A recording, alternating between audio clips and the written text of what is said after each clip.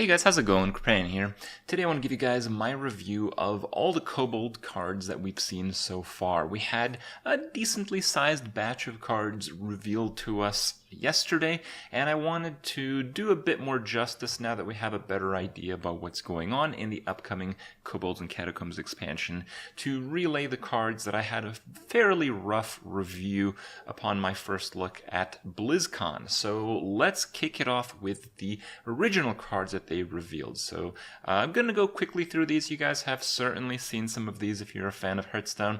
So the Jasper Spellstone eventually deals, I think it's 6 or 8 damage. I don't know. Anyway, it does enough damage to kill one thing. I think it's 6. And the idea is that you have to gain armor and then upgrades, but you can't gain like a whole bunch of armor at once and go through different stages. You need to gain armor, and if you gain like 5 armor, it'll count for whatever's remaining on the first stage. So it's a bit clunky.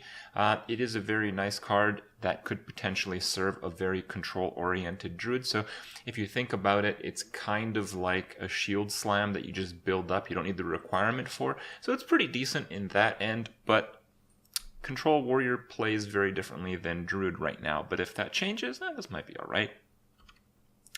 The Sapphire Spellstone is a very interesting one. It's a 7-mana Shaman card that copies a friendly minion, and when you overload 3 and it's sitting in your hand like the other Spellstones, it copies an extra minion up to 3. The Greater Spellstone is 7 mana, summon a copy of a friendly minion 3 times. So you quadruple a guy in play, and if that guy is the box that you guys will see, the cube, that might be pretty good. There's certainly a lot of extreme combos with this, but any card that costs north of 6 mana is one you have to be very skeptical of, and obviously I'm very skeptical of this as a result. Guild Recruiter, so a recruit just pulls something from your deck that meets the requirement.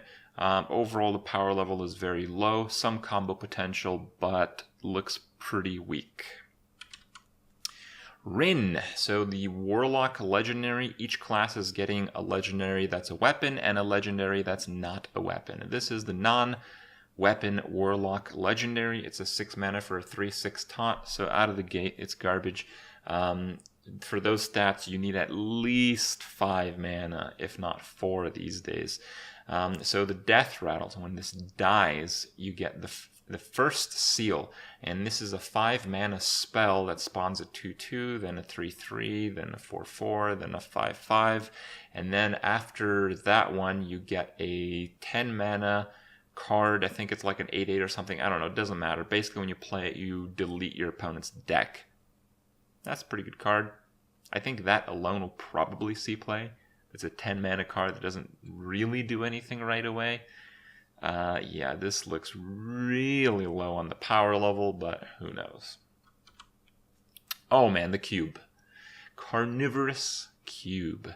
5 cost 4/6 is decent in stats, and when you play it, you destroy a friendly minion, but when it dies, you summon 2 copies of it. So instantly, any kind of Death Rattle trigger card is going to be ridiculous. There's the Play Dead card for Hunter. It's a 6 mana combo. There's a 9 mana combo for any class using the... Oh man, I did a card reveal on the card. I should probably know what it's called, but I don't. It's a 4 mana 3/4 from Ungaro, and it causes the Death Rattles to be triggered upon play. Now, I think it'll work with a card like this because battle cries typically happen before the card enters play, and then once it actually enters play, the on-play effects trigger. So I think it'll actually work, but even if it doesn't, it'll be a fantastic card. Carnivorous Cube is certainly the card to watch out for from what we've seen so far. Some Paladin garbage. You're going to see some more Silverhand Recruit synergy, but this card's power level is abysmal. Kobold Illusionist, 4 cost 3/3, and you summon a 1/1 copy of a minion in your hand when it dies. That certainly has some value, but it's a completely different type of rogue deck that we have yet to realize. In terms of arena play, we'll probably see a decent number of these, and it'll be on a pretty low power level because a 4 mana 3/3 will typically die to just about every other 4-drop.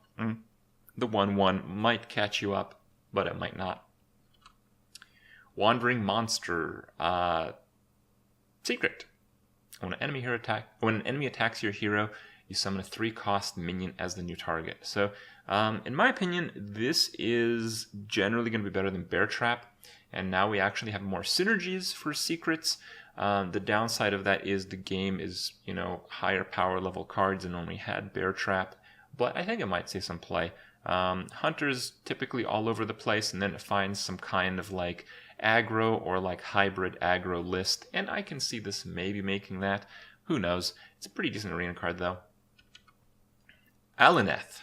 So every class is going to get a weapon, and this is the mage weapon. So this is a weapon that can't actually attack unless you buff it. It doesn't reduce durability, it just uses that ability at the end of every turn. So it's 6 mana, 0/3.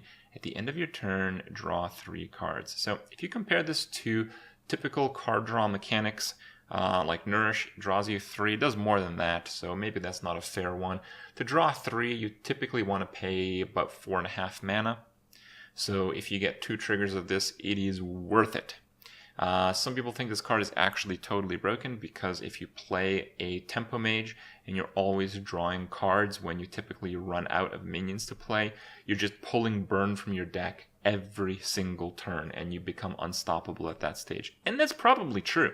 This card is probably really good, but we'll have to see how common weapon removal will be, because if you're playing Tempo Mage and you use this to draw 3 and then it gets oozed because everyone might actually be running ooze, well, it's suddenly not so good anymore. So yes, a lot of these weapons are very powerful. A lot of them blow, but a lot of them are really powerful. So if we see the ooze meta, we might not see a hell of a lot of play from these cards. These cards are pretty cool, but I wouldn't get too excited about crafting them. Be careful, guys. When this expansion comes out, some of these weapons might seem totally broken, but then like 3 days later, everyone might have, 4 weapon removals in every single deck that they play. And then these weapons are going to seem not very good anymore. So we'll see if there's some kind of adjustment they're going to make to that to counter the weapon removal. But until we see that, be careful crafting these cards. Undefined Elixir. So this is kind of a new mechanic. So when you draw this, it just randomly gets a bonus. And the bonuses vary from card to card. In this case, I think you can get Lifesteal. Death Rattle like puts it back into play with 1 health or something. There's one that puts a 1/1 copy. So if you have like a 4/4 minion with an effect, you can play this on it, make it into a 6/6. And then you get a 1/1 copy of that. So that can be really good. The random effect of this might make it a bit of a weak card in terms of constructed, but in Arena this card is going to be ridiculous. The reason is any kind of health buffing anything is crazy for Priest Tempo. So like, Priest goes first, 2-drop, opponent, 2-drop, buff your 2-drop plus an extra effect, crush your opponent's 2-drop, heal it next turn. Or the game is just solidified in the Priest's favor. So this card's going to be very good in Arena. Very, very good. But we'll have to see for Constructed. Gather your party, recruit a minion. So it's pretty tough to play a warrior with like very few minions, but this card is going to probably see that happen. If you're running something like, Grommash and like Leroy or something, there's possibly some pretty interesting combos you can pull off, along with a few others perhaps. So certainly some potential, and in my opinion, at least for me, it's going to be one of the more exciting cards of the set, because it is one of those deck-defining, potentially game-breaking cards that you really have to explore. So good stuff. Crushing Walls, 7-cost Hunter removal. That's right, it costs 7. Destroys your opponent's left and rightmost minions. Man, the meta would have to be something completely unimaginable to see this card actually relevant in C play, but that would be cool. Just 7 mana removal, oh boy. Meteor was hardly good enough to see any constructed play, just keep that in mind. Dragon Soul is the priest weapon, so it's a 3-cost weapon. It's very nice, very cheap. But the trigger is after you cast 3 spells in a turn, summon a 5/5 dragon. So if you're casting a lot of spells just naturally, this card is pretty good. If on any given turn you have like a 1 in 3 probability to cast 3 spells, this card's awesome. If you get 1 dragon, this card is worth it. But again, if your opponent is running weapon removal, and a lot of people might be running weapon removal, this card's going to blow. So the cards that they revealed today, we have the Feral Gibberer, 1 cost 1/1. When it attacks a hero, add a copy of it to your hand. So it's basically pretty terrible. Sudden Betrayal. This is a card that got some people thinking Rogue is going to get some secrets, and this is not the only secret. I believe they said in the stream that there's going to be 3 Rogue secrets that have different type of interactions. I kind of like some of the overlap secrets as well, but understandably they don't want to just dish out more than a handful of secrets in any expansion. But they seem to indicate that Rogue secrets is not going to be a thing that's going to be moving forward. It's just for this card, for this expansion set for now. So Sudden Betrayal.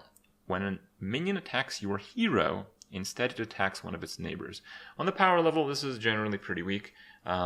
Basically, if you have any kind of small minion, you put it next to your big minion attacks your small minion, and it's kind of like a mirror entity, I guess. The fact that it gives you extra health might be pretty relevant, though. It's probably better than Mirror Entity for 2. So, yeah, actually, maybe I can see that. It's a card that's going to crush decks that have only big minions in Arena, but fortunately, those don't really exist. Cheat Death.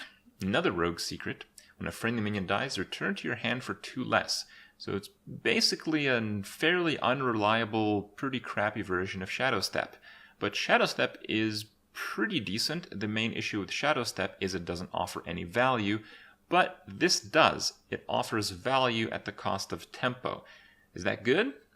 Yeah, that might be pretty good, actually. I think this is a pretty decent arena card. Nothing game-breaking, but it's pretty decent. In Constructed, though, it might be fairly inconsistent, so I'd wait and see. This card's got a lot of people talking. The new dragon, the Priest Dragon. 4 mana, 3/3, obviously garbage stats, but if you're holding a dragon, deal 3 damage to all other minions. Now here's the thing about board clears.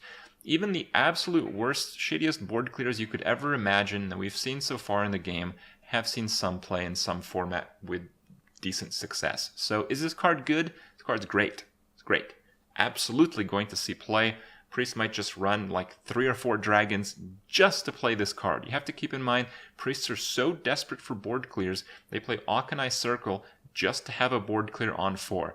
Why wouldn't you rather play this? It's just as inconsistent, except you don't have to use 2 cards. You can just use 1, and your other card might win you the game later. So this card is obviously amazing. Oh boy. So Shaman Weapon.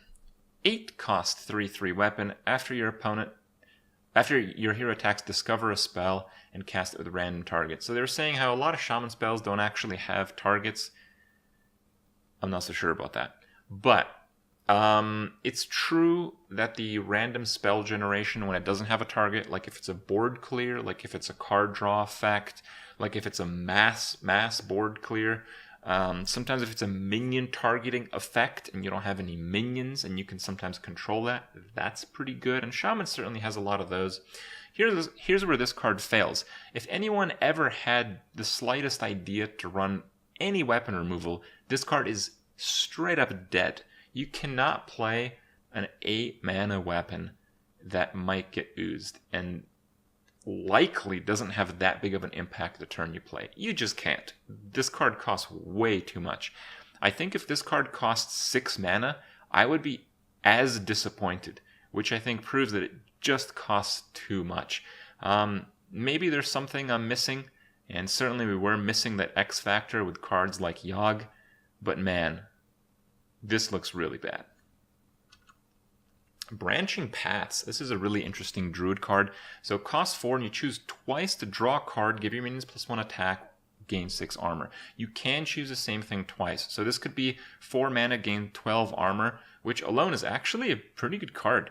It could also be a fairly worse Savage Roar, but it's a permanent buff, +2 attack to all your minions. You can draw 2 cards for 4, which again is slightly worse than that. But the flexibility, combination, and the fact that Druid usually just needs the right answer on 1 or 2 turns to set up a situation where they solidify the game, this card looks scary good. Yeah, I have to think that this card is going to see some play, so get ready for it. Level up, give your Silver Hand recruits +2/+2 on Taunt. Now, Taunt is sometimes pretty relevant. If there's a lot of aggro decks out there, it's certainly going to be a pretty good card.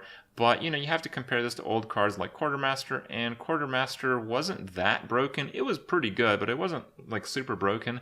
And that was a time where people were playing cards that were worse than they were today. And that was a time where people had Muster for Battle, which was probably one of those broken cards in the entire game that synergized with Quartermaster. Yet, as a whole, the Quartermaster combo, Quartermuster combo wasn't considered that overpowered. So, yeah, I have my doubts about this card, but who knows? If it's aggro meta, should be good. And the last card I have for you guys, actually I think the second last, Katharina Wintergrasp. Battlecry and Death Rattle, recruit a beast. So you just put some big beasts in your deck, and it should be pretty good, but it costs 8, so Hunter, 8 mana, Control Hunter, yeah, we've been there before, and it hasn't worked out. And the last one, Lesser Mithril Spellstone. Summon 1, 5/5, and if you equip a weapon, then 2, and then 3 for 7. Is that good? Nah, it's pretty whatever. Overall, pretty cool cards. I hope they do have some counterplay to the weapon mechanics so we could actually play some of these legendary weapons. I would like that very much. But for now, we have to wait and see. We have a lot of like synergy cards without that second piece. So we'll see. Let me know what you think. Hope you guys enjoyed my review, and I'll see you guys tomorrow.